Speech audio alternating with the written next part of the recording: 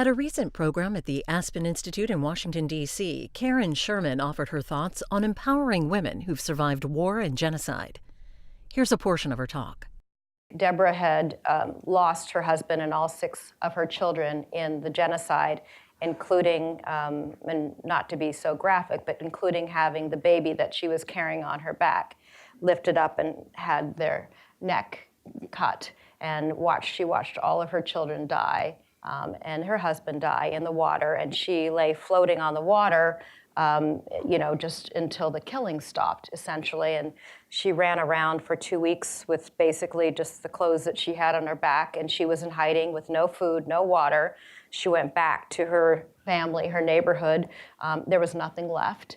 And this is like somebody who had truly lost everything: husband, children, livelihood, home.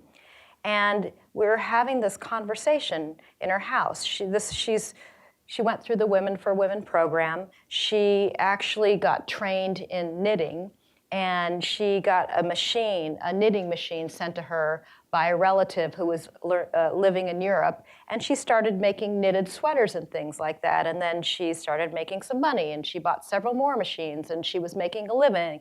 And then she had a retail shop, and she's making thousands of dollars. And she was just talking about how she built her business, and she got a bank loan, and she had a house, and she went into partnership with some other people.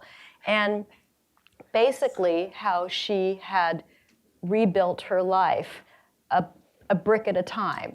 And in her case, her bricks were sweaters.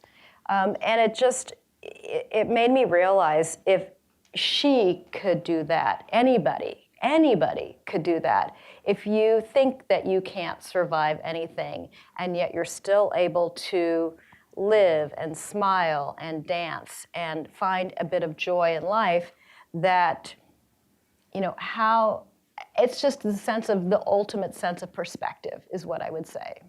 To watch the rest of this program, visit our website, booktv.org, and search for Karen Sherman or the title of her book, Brick by Brick, using the box at the top of the page.